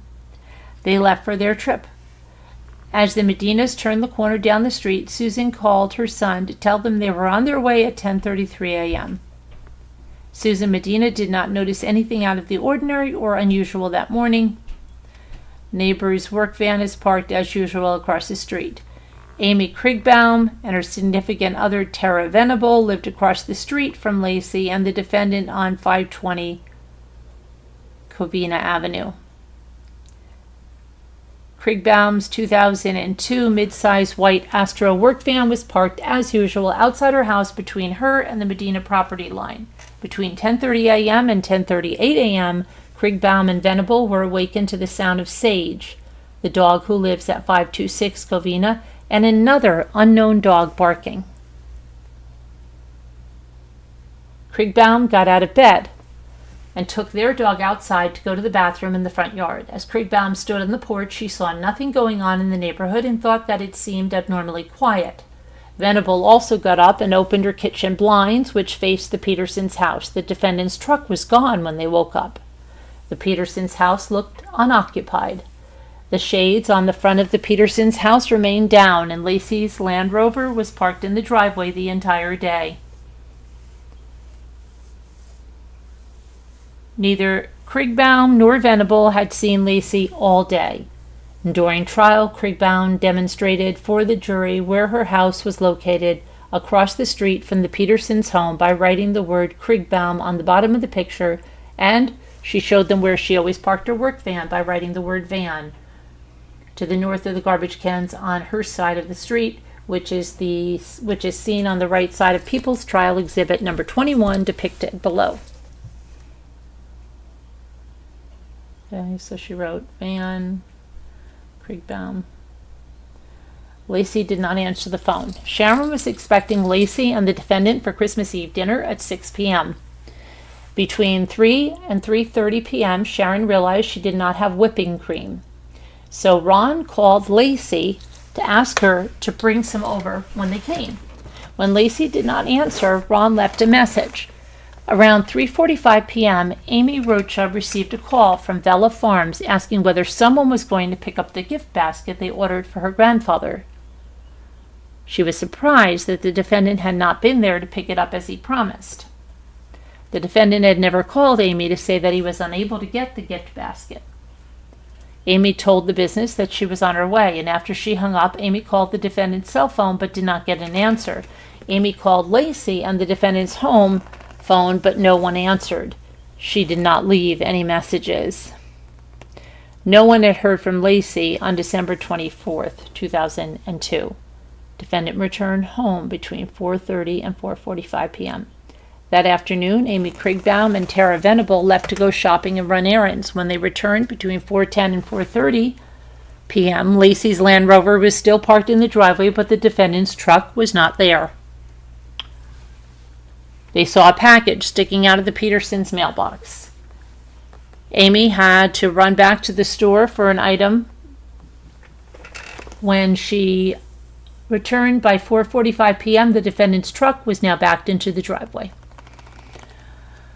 Laci is missing. After 30 to 45 minutes, defendant begins to look for Laci. The defendant was home alone for at least a half an hour or longer before he made his first phone call. At 5:17 p.m., the defendant called Sharon and asked if Laci was with her. She told him no. The defendant said that Laci's car was in the driveway and the dog was in the backyard with the leash on and Laci was missing. Sharon told the defendant to call Laci's friends to see if anybody had seen or talked to her that day. After she hung up the phone, Sharon realized that the defendant used the word missing. Between 5:15 and 5:30 p.m., the defendant called Laci's sister, Amy, and in a panicked voice, he asked if Laci was with her. Amy said no and asked whether Laci was with Sharon. The defendant said no and indicated that he was going to call a few people and then call her back. At 5:26 p.m., the defendant called Stacy Boyers and asked if she had seen or spoken to Laci today. After Stacy replied no, the defendant asked Stacy to call the other friends. He said Laci is missing and abruptly hung up the phone. Stacy called a couple of friends, Lori Ellsworth and Kim McNeely, and called the defendant back. He said something was wrong and Laci was missing. He said he had to go and hung up. The defendant called Sharon back within a few minutes and said that none of her friends had seen her. Sharon told the defendant to check with the neighbors to see if maybe Laci had made them cookies. After she hung up the phone, Sharon told Ron to call the hospitals and the police because she knew something was wrong. Ron called 911 and told the dispatcher, "We've been told that Laci's missing. Our daughter's missing." The dispatcher told Ron to stay at the house because an officer would come to his location. At about 5:30 p.m., the defendant called Greg Reed and left a message stating, "Have you or Kristen seen or talked to Laci today or yesterday? I can't find her." Defendant called Lori Ellsworth and told her Laci was missing. Lori asked the defendant what he meant that Laci was missing. He replied, "I can't find her." Golfing all day. Between 5:30 p.m. and 6 p.m., the defendant knocked on the door of his neighbors, Amy Krigbaum and Tara Venable. Oh, hang on, that's my alarm. Okay.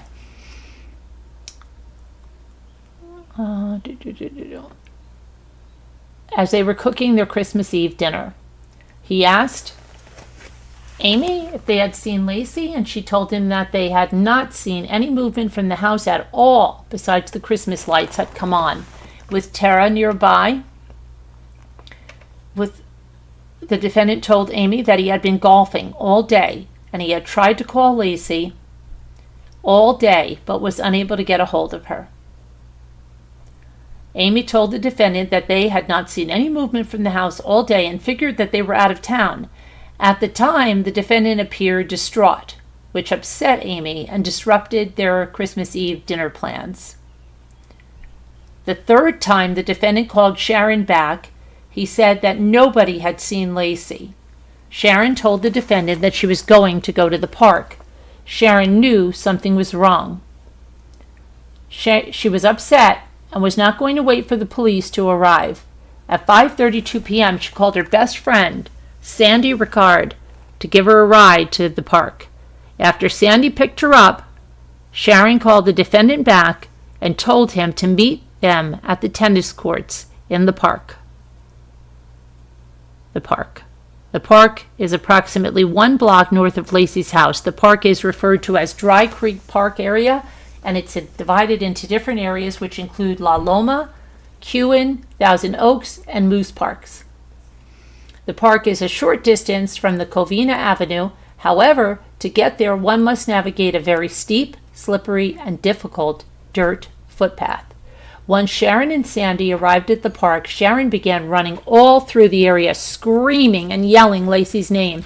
Sharon even looked in trash cans. It was very cold that night. Ron Gransky had called Gwen and Harvey Kemple, who were related to Sharon, for assistance. The Kemples had over 30 family members and friends over for the holiday, and all the adults went to the park to help. Although Laci's neighbors and family began arriving at the park to help look for Laci, the defendant still had not shown up. At this time, there were approximately 9 or 10 people in the park looking for Laci. The defendant arrived, and he was walking along the path close to the creek with the dog. Sharon was about 20 to 30 feet away and was yelling Scott's name to tell him that they were over here. However, the defendant would not acknowledge them until her nephew Zach approached him. Sharon was hysterical. However, the defendant was very calm. Sharon asked the defendant if Laci's purse was at the house, and he said he did not know.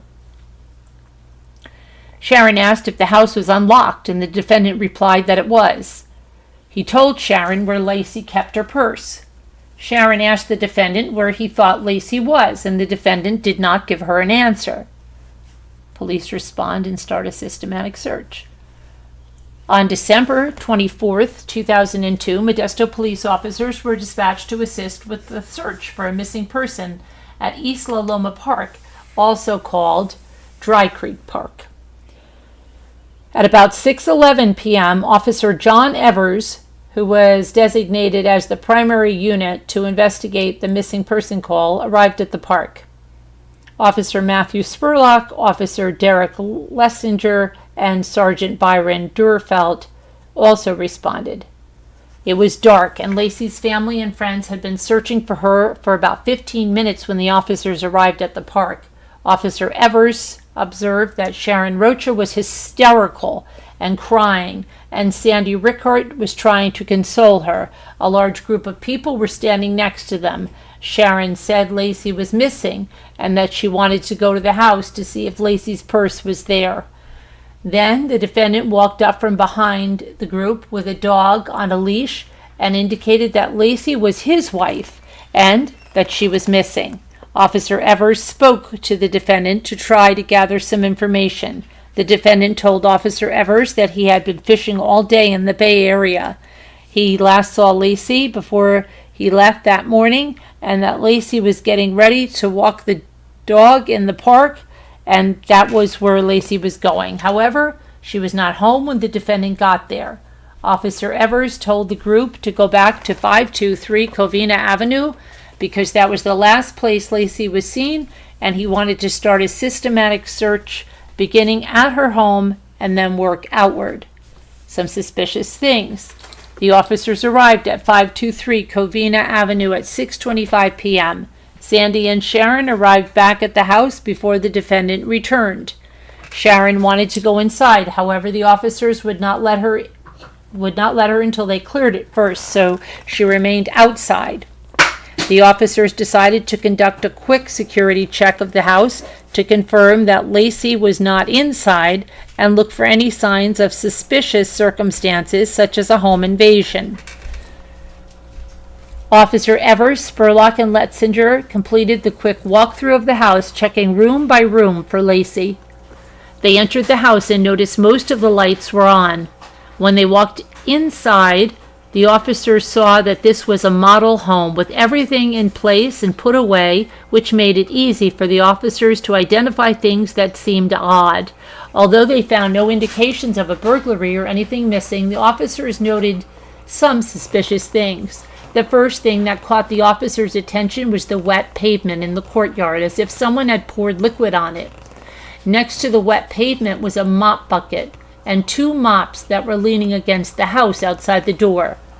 The items were later seized, and a Department of Justice criminologist examined the mops and bucket. They smelled of cleaning agent, but there was no blood on the mops or the bucket.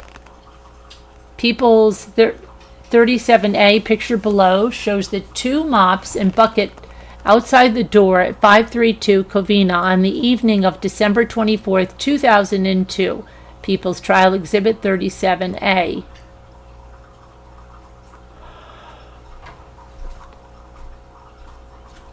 Okay. The officers saw an open pizza box on the counter with a few pieces of pizza missing and a bottle of ranch nearby. There was a mug and glasses on the counter. There was a phone book open on the counter next to the pizza. Officer Letzinger and Spurlock observed a crumpled rug located near the living room door that led to the covered patio in the backyard. The rug had been scrunched up accordion style, slid together all the way to the door jamb, even though the door was closed. Officers observed several dirty, wet, white rags laid on top of the washing machine that were balled up and appeared to have sand and dirt on them. In the spare bedroom, which held the defendant's clothing, officers observed the closet doors were open and a duffel bag was pulled down, hanging upside down from the top shelf and stuck on the hangers, and another duffel bag was lying upside down on the floor. The officers also went in the backyard and cleared it, confirming that Laci was not in the shed, pool, or the hot tub. There was a pair of dark-colored tennis shoes and sandals outside next to the French doors. Throughout the trial, witnesses utilized the diagrams in People's Trial Exhibit Number 12, depicted below, to identify the layout of 532 Covina Avenue and where people and items were located. People's Trial Exhibit 12. That's the plan there. Master bedroom, second bedroom, the nursery, the bathroom, the dining room, the courtyard, the living room, the kitchen, the pool area, the carport where the cars were, the covered patio, the shed.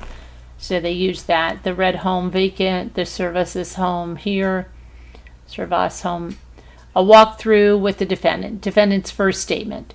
Since the officers did not see obvious signs of a struggle, they asked the defendant to walk through room to room with them and identify if anything was out of place, while they took a more detailed statement from the defendant. The defendant told Officer Evers that that morning he and Laci watched the Martha Stewart show on TV, and he decided he was going to go fishing. He left at 9:30 a.m. and went to the shop to get his boat. The defendant picked up his boat and headed to the Bay Area. The defendant said he got to the Berkeley Marina just about noontime.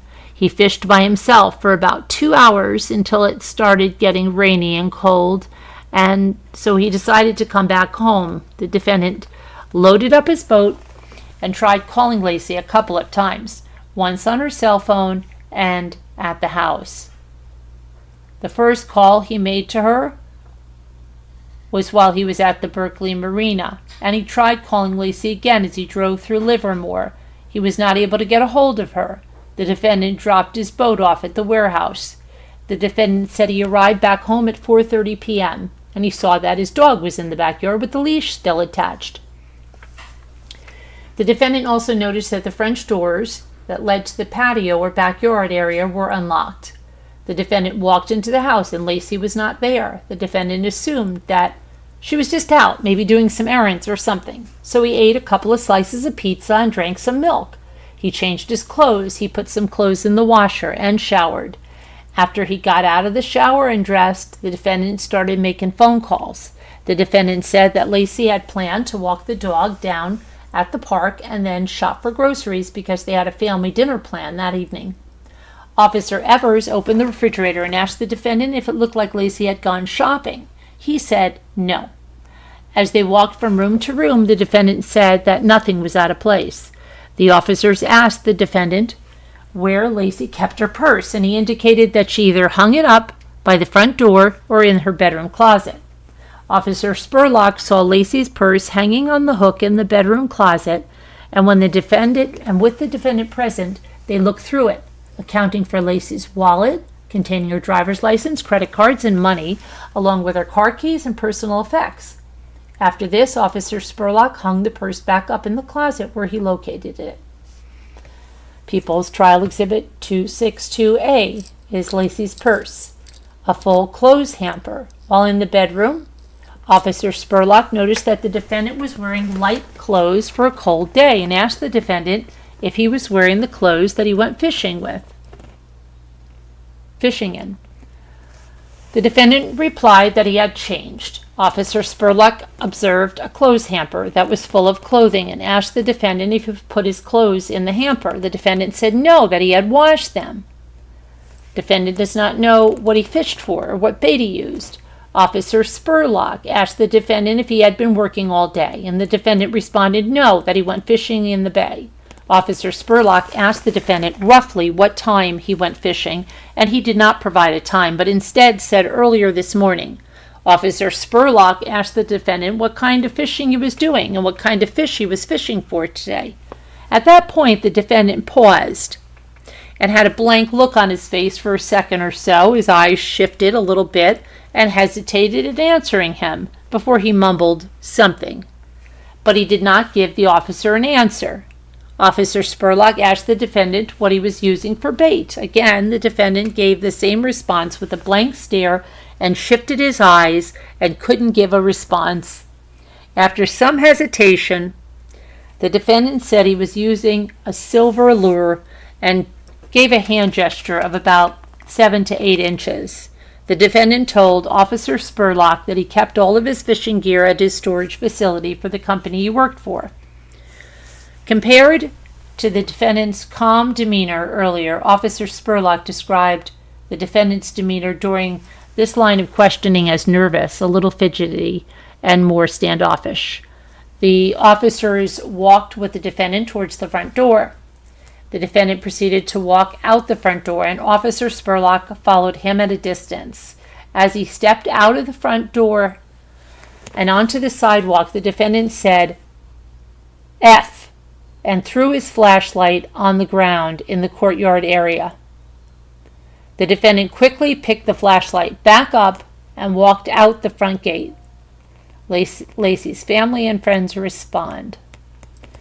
Police had parked their cars in the front of the house and along Covina Avenue. Sergeant Durfeld stood outside the house to make sure no one entered. The family was never allowed to go into the house and remained outside the entire evening. People were standing near the driveway or sitting or standing around cars because it was really cold. Sharon Rocha remained outside Laci's house the entire time until officers told them to go home.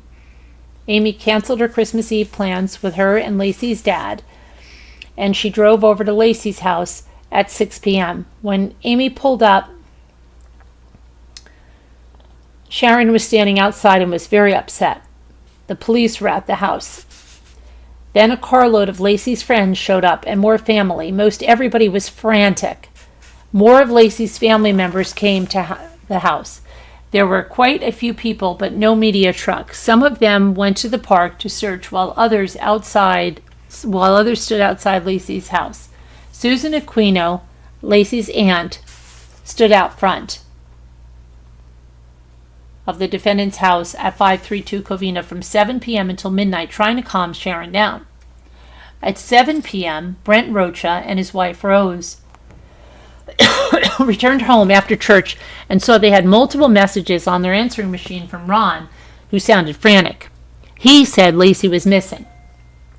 Brent immediately changed his clothes, grabbed some heavy jackets and flashlights, and drove straight to Laci's house. A little before 7 p.m., Stacy Boyers and Lori Ellsworth arrived at 523 Covina Avenue. It was chaotic with everyone, everywhere.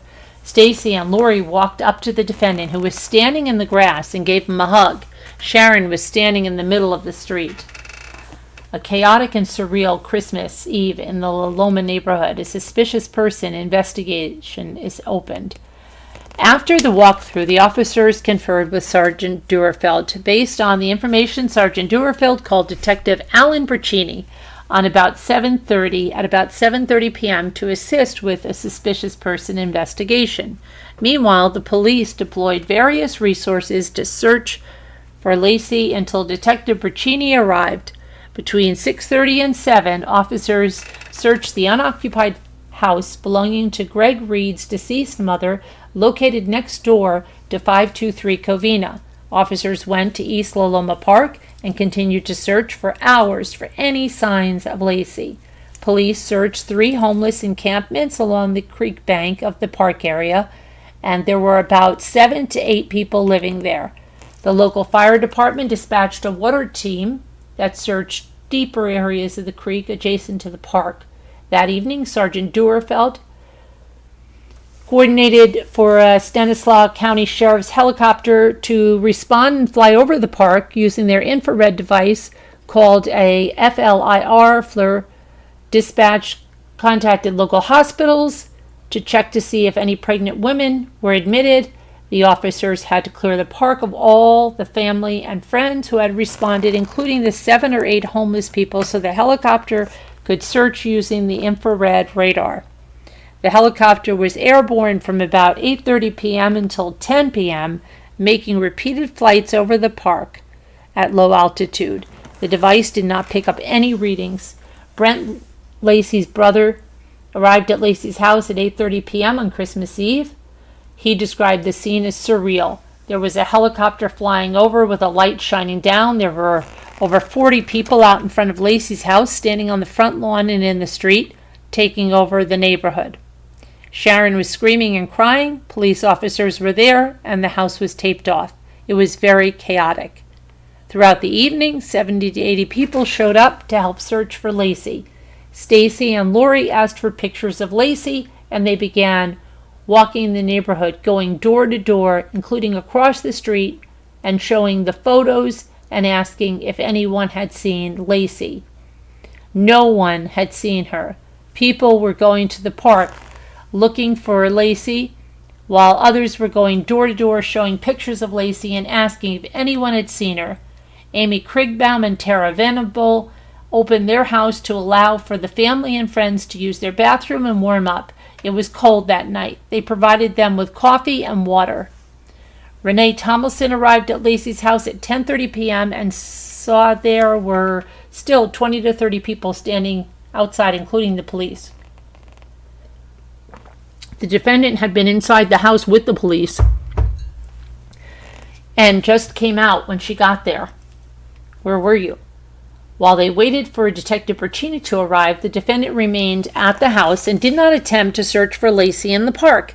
At one point, the defendant walked up to Officer Evers and Officer Spurlock, asking for an update on the search for Laci. At the same time, Ron Gransky walked up to the defendant and asked if he went golfing as planned. The defendant hesitated and then said no, that he decided to go fishing and that it was too cold to go golfing. Mr. Gransky asked the defendant what he went fishing for, and the defendant replied, when he went fishing, and the defendant replied between 10 a.m. and 10:30 a.m. Mr. Gransky reported that was pretty late to go fishing. The defendant did not answer him and walked away. Despite this, when Harvey Kempel approached the defendant that night and asked where he had been, the defendant told Kempel that he had been golfing that day. At one point, the defendant was standing by himself outside, staring straight ahead, and seemed reluctant to make eye contact with anyone. Defendant and Brent never spoke that night, even though they had a great relationship. Sharon walked up to give the defendant a hug because everyone was upset, and since she was close with the defendant, she was trying to console him because his family was not there.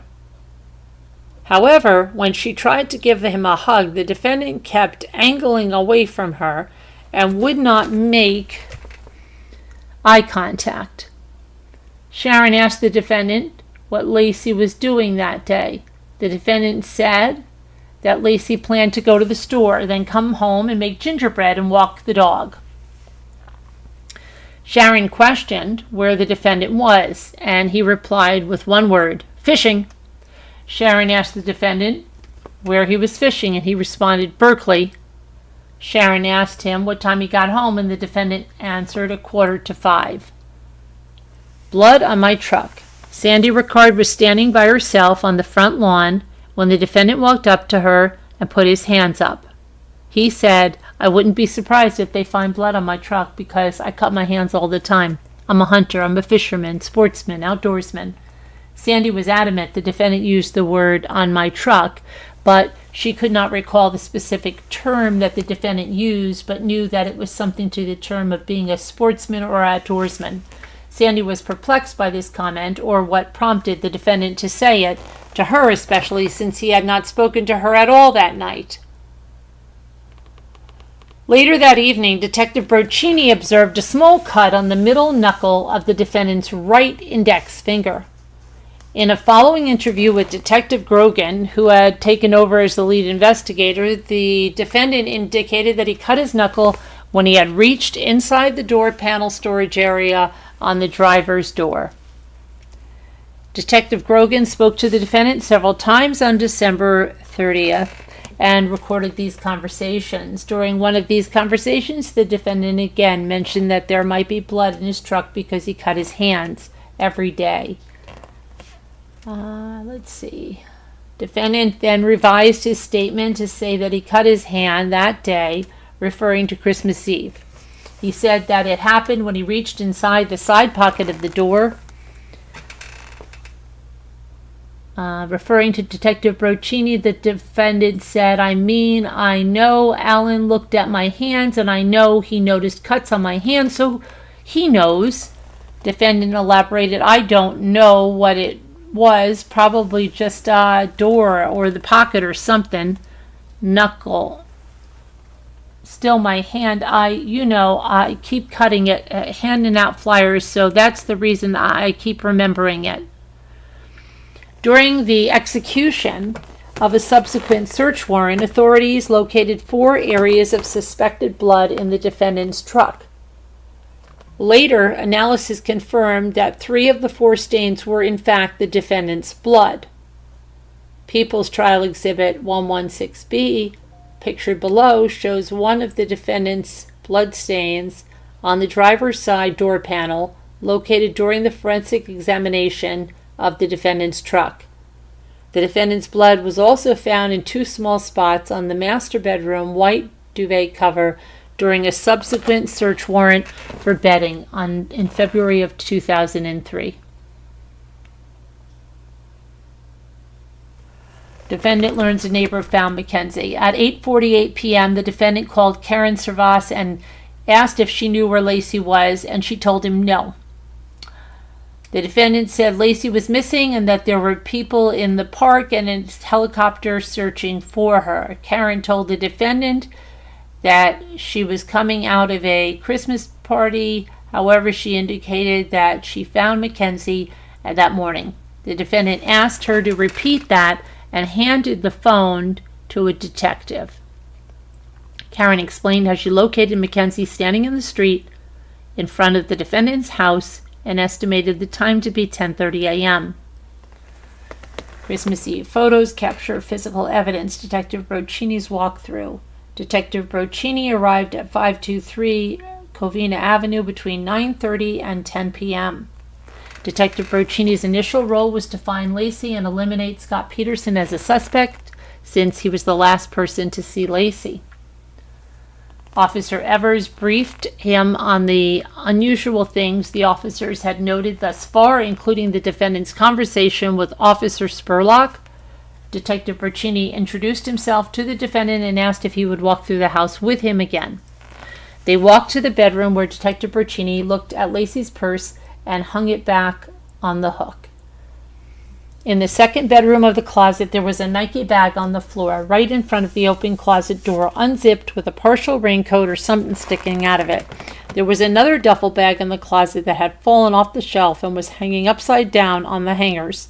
There were 2 empty spaces on the top shelf that appeared to be where duffel bags had been stored.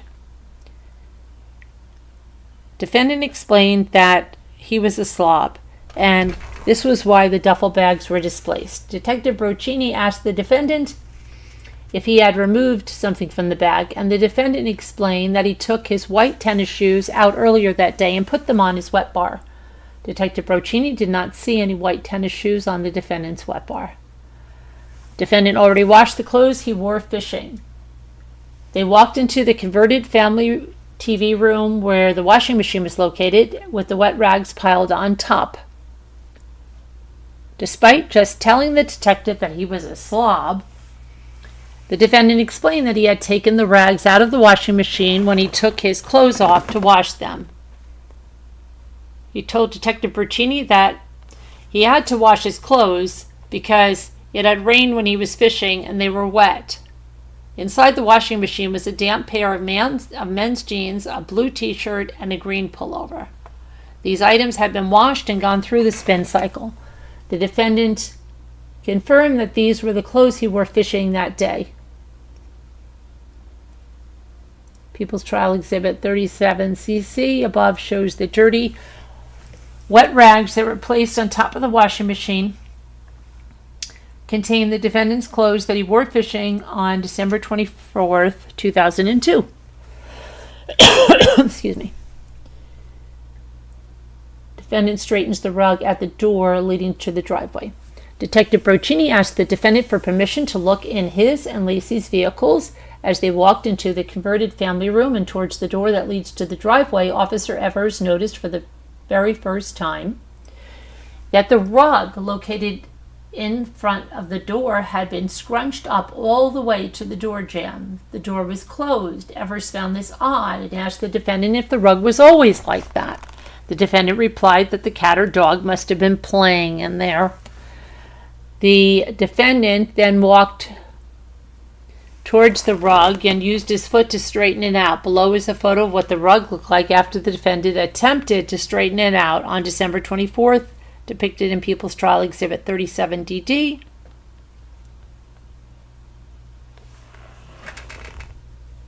Okay.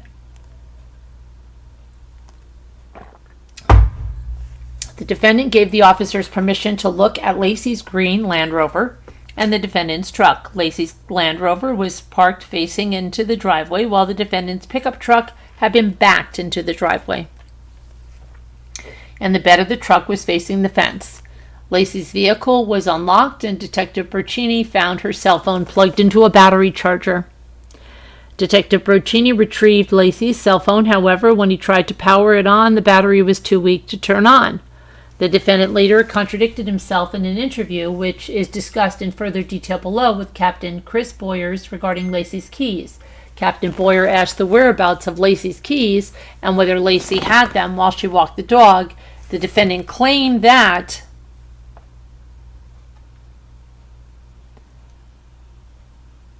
he had taken Laci's keys out of her purse to look in her car. This was a discrepancy with the defendant's earlier statement to Sharon Rocha in the park, indicating that the defendant did not know if Laci's purse was in the house or not. Furthermore, this was inconsistent with the evidence where Officer Spurlock retrieved Laci's purse from the closet, and with the defendant standing next to him, they accounted for the keys and the other contents inside the purse. Marina receipt. Just before Detective Bercini began searching the defendant's truck, Officer Evers asked if the defendant had any proof that he was in the Berkeley Marina. The defendant responded by offering the parking receipt from the Berkeley Marina, which he retrieved from his ashtray. Contrary to what the defendant told Officer Evers earlier about arriving at the marina at noontime, the receipt showed the defendant arrived at 12:54 p.m. that day. Okay, so 3 large patio umbrellas, 2 tarps, and unopened fishing lures area. We are 76 pages into this, and I think I'm going to cool it for now. Hopefully we'll have time to continue it later on tonight. I do have another doctor's appointment today, so I'm going to get off of here for right now. And I thank you for listening. If you're watching on the replay, thank you very much. And everybody have a great day. Love you guys. God bless, and prayers for everyone who needs them. See you later.